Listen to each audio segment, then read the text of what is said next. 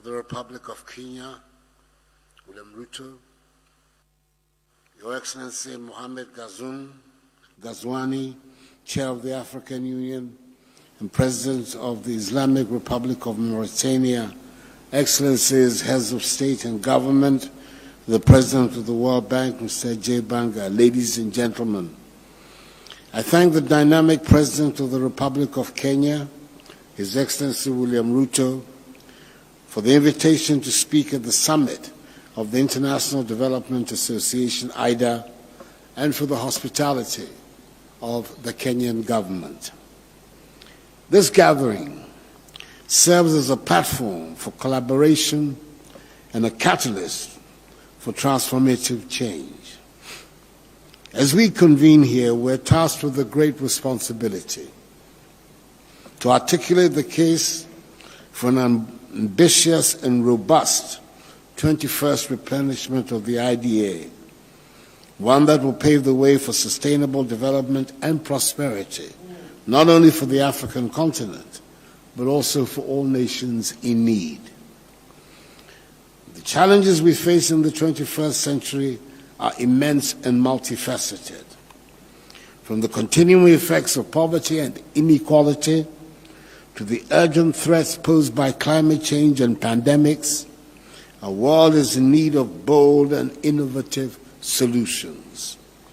Yet amidst these challenges lies an opportunity to redefine our approach to development, to reimagine our priorities, and to forge a path towards a more equitable and sustainable future. The IDA, with its long-standing commitment to poverty eradication and inclusive growth, stands as a testament to the power of international cooperation.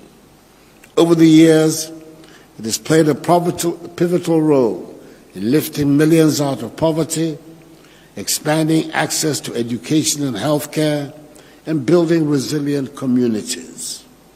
However, as we look ahead, we must acknowledge that our work is very far from finished. Millions still live in poverty. Millions still lack access to basic services. And millions suffer from the effects of environmental degradation and climate change. Excellencies, all of us are aware, for example, of the enormous infrastructure challenge confronting Africa.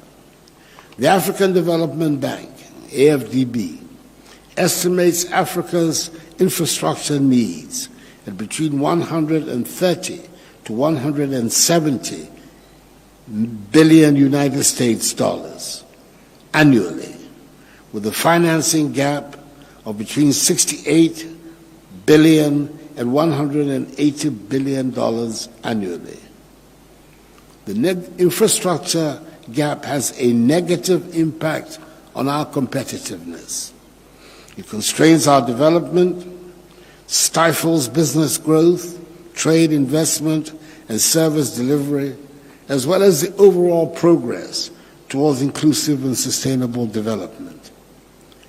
Mobilizing finance and investment remains central to Africa's development needs and attaining the 17 Sustainable Development Goals. Our biggest challenge is not a scarcity of financing, but overcoming a global economic system that has not allocated sufficient long-term resources to support Africa's economic transformation.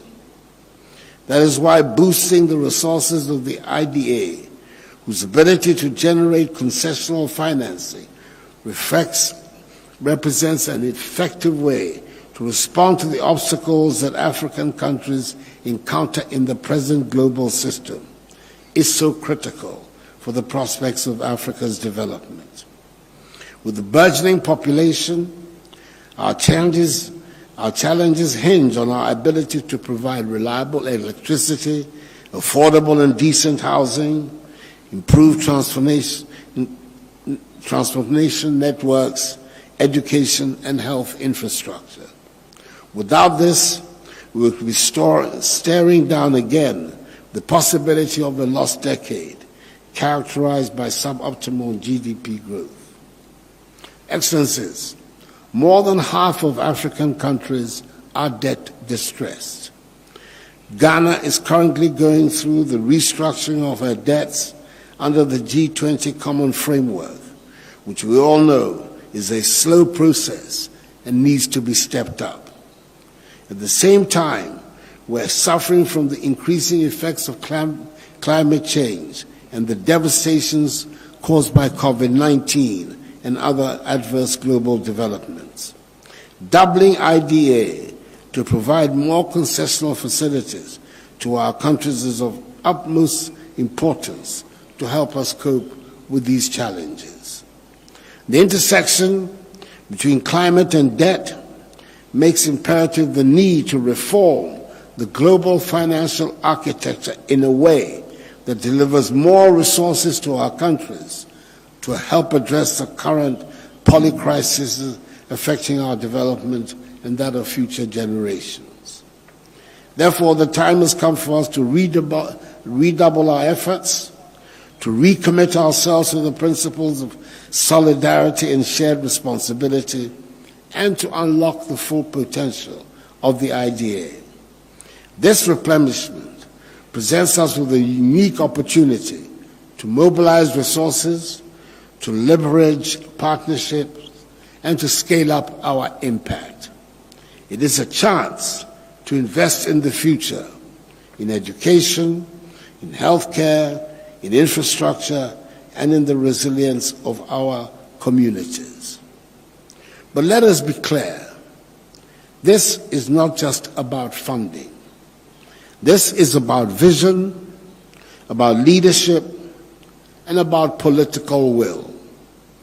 It is about recognizing that development cannot be achieved through aid, but requires a comprehensive approach that addresses the root causes of poverty and inequality. It is about empowering communities, building capacity, and fostering innovation. And it is about ensuring that no one is left behind, that the most vulnerable amongst us are given the support and opportunity they need to thrive. In conclusion, I want to state that the task before us is daunting, but the stakes are too high for us to falter. Together we can shape a brighter future for generations to come. Together we can build a world where every child has the opportunity to fulfill his or her potential, where every family can live in dignity and security, and where every nation can achieve sustainable development. Let us seize this moment, let us rise to the challenge, and let us make history. I thank you for your attention.